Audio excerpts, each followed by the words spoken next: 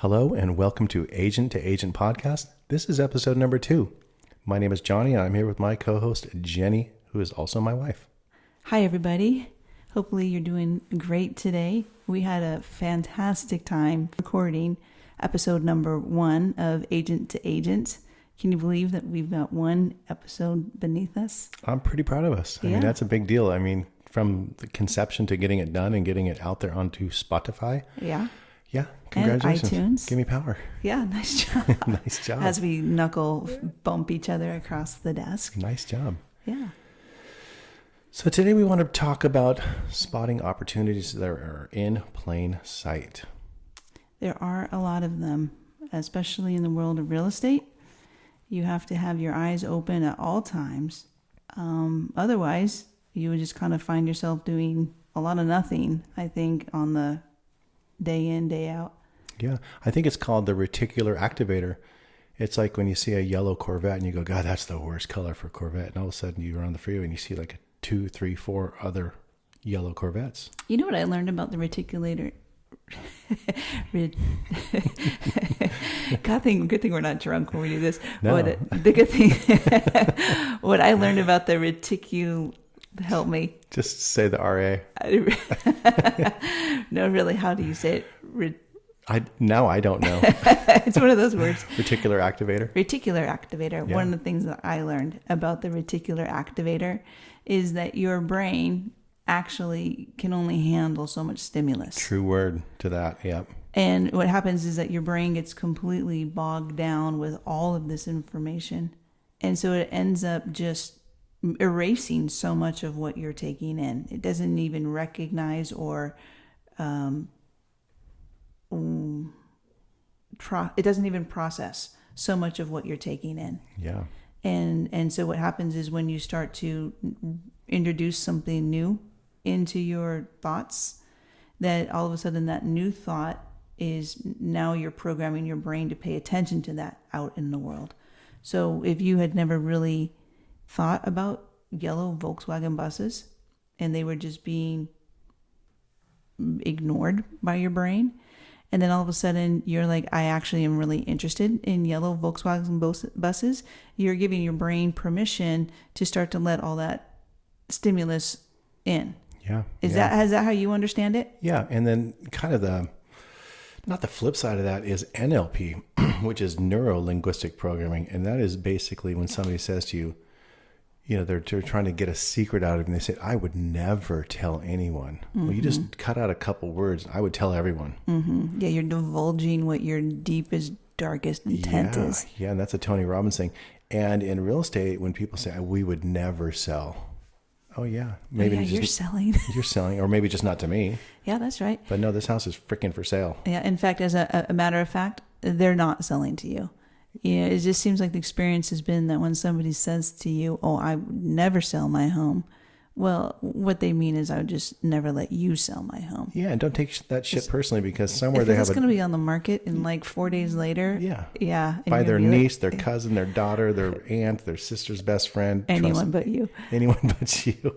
So spotting opportunities in plain sight. I had this situation occur to me that I was at a buddy's house one night, and he and I shared a lot of sports activities together. One of my things is dirt bikes. I love that dirt biking. So, he and I were dirt bike buddies.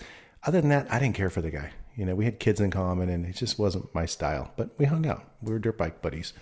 At a certain point, you got to have somebody to rely on when you go ride these dirt bikes, whether it be at the motocross track or out on the trail when you're off-road riding at high speeds. So I was at his house one night. We were talking about riding the next day or weekend or whatever. And he says, hey, you need to meet my friend, Party Realtor, which is what I'm going to call her. And he said, she's a realtor. She's, been working in this business for a long time. And she's worked for so-and-so and so-and-so. And, here you go. Introduce each other. She was credible. And so I started talking with her and quickly learned that she was a party girl. She was a party realtor. And she was pretty hammered. And I was just asking a million questions because I just had 0 leads at that point. I had 0 contacts. I had 0 business. I was just only licensed. And I said to her, what do you do? And she goes, well, I used to do, the listings and all that buyer agent stuff. And now I just kind of have the easiest gig in the world. I manage a few really cool and expensive vacation rental properties. She goes, it's so easy. All you do is answer their inquiry, set them up, get paid. They come, they go, house gets cleaned, on to the next rodeo, as they say. Were you thinking your opportunity was going to be to get into the vacation business? Or did you think your opportunity was you were going to have access to a bunch of people's names? I thought it would be quick, easy paycheck while I was trying to do traditional real estate. So I thought, hey, if I can get this and... So you wanted to book people into vacation? I wanted to book people and get paid the commission. Yeah. Mm-hmm. And I also was pretty realistic. I always knew that if I could get these people booked, provide a little bit of concierge service to them, I could then become their realtor or their go-to person. Because let's face it, Laguna Beach, people, it's a vacation town. Yeah, right. And if you don't do that, I mean, really, what is going to be your opportunity to meet people? Yeah. And in that town specifically, when people say, oh, we don't want Airbnbs here. And God, that town was built on people coming to vacation there. So it's just, and only 50% of the residents live there full time. The other halves are just vacation homes. So people just need to quit your bitching and realize it's a summer, winter, whatever vacation town. People are coming there. It's like Hawaii. Just replace the words.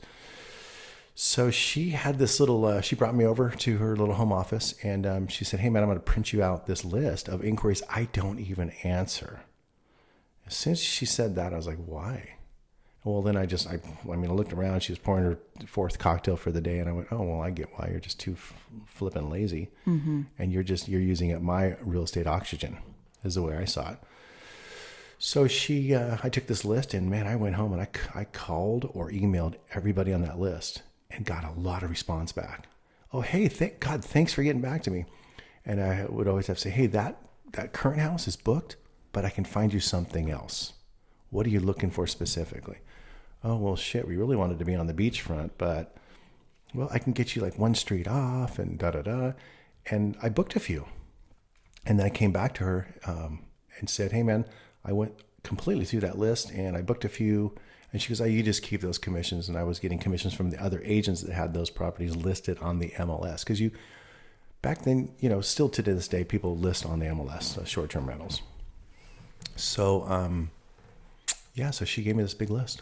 Well, that was a really nice break because when you're a brand new agent and you don't have a list of clients to, call upon, and you're spending your day pretty much trying to build up your own client list, whether you're going to do door knocking or old-fashioned pick up the phone and cold call or spend some money and do any kind of mailer, a hold open a house, what other ways that you can try to build up a client list. When you have a friend, realtor, say to you, oh, I've got some names that you can prospect, from, that's a pretty nice windfall. It's big. Yeah. Because you're just, you first get licensed. You don't know anybody. You have nobody to talk to, nowhere to go, nothing to do. Yeah. My fear when I got licensed was people would be like, I would never let you sell my house. And why? You're awesome. Oh, thank you.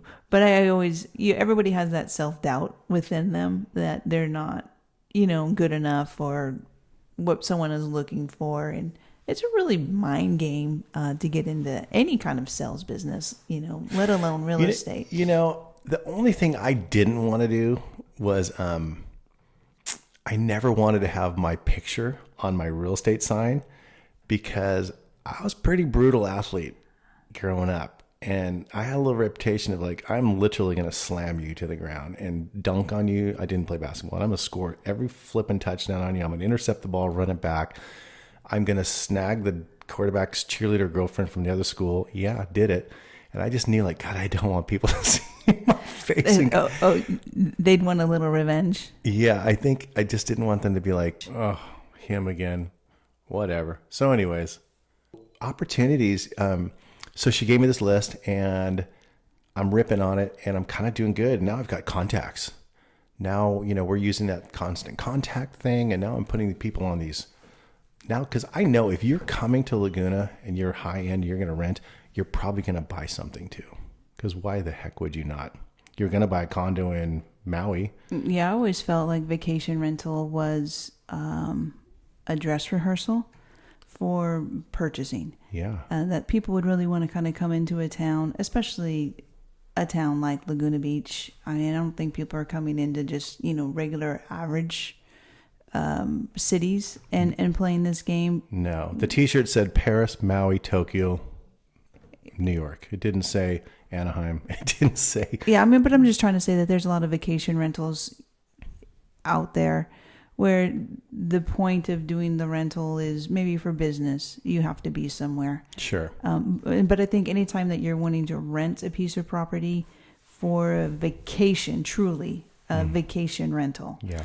A lot of those people, they go, I love this town. This is great. I would come here over and over again. And yeah, and people fall in love with wherever they're having a fantastic vacation. And it's probably a pretty high percentage of the time that those people would, at some point in time in their vacation, have a conversation that sounds a little bit like, baby, yes, dear. I was just kind of thinking that maybe we could start looking at some houses in this town. Well, we could come here for Christmas and then stay and watch the Rose Bowl. Yeah, I mean, right? You fall in love with where you had a really great vacation. Of course, you're going to want to come back to it over and over and over again.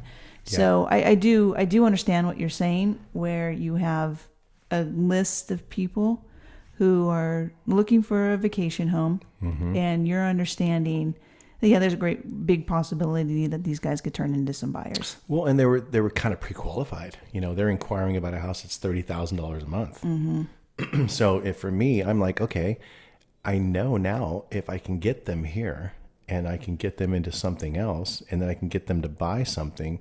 When they leave, I can then manage that property. And I kind of quickly realized if I could have like 10 vacation rentals to manage, that's a nice little supplementary income to your regular income of buying and selling properties. Right. And plus you're a little bit of a hometown hero with these people, because I think probably Party Realtor was not getting back to them, which you had already said. Yep. They probably felt that they were already being pretty neglected. It probably wasn't going to pan out for them.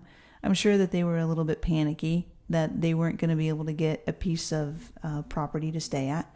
And then lo and behold, you show up out of nowhere and take care of it. And I remember there was a client from that list that was really looking for a place to stay.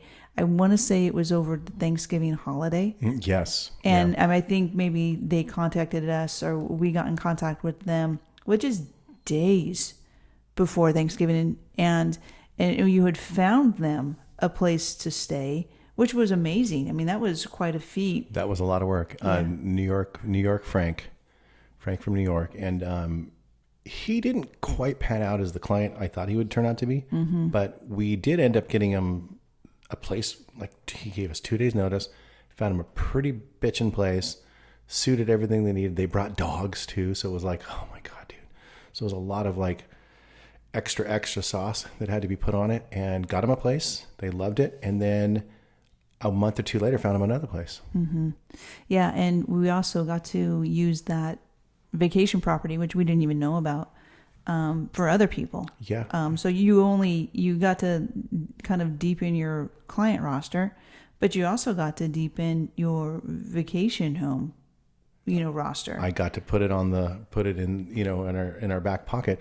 Cause man, once you hand a homeowner a check for their house and it's just sitting there anyways, and they're like, and then they're calling you, hey, yeah, thank you. Can I have another? Hey, we've decided not to come over Easter, we always do, because we kind of like that check for $10,000. You're like, oh, of course you do. Yeah, right. Yeah, hey, that's okay. Nothing against that. No. Yeah. And we later on, Jenny and I, we managed a lot of vacation rentals, which at the time, it was good.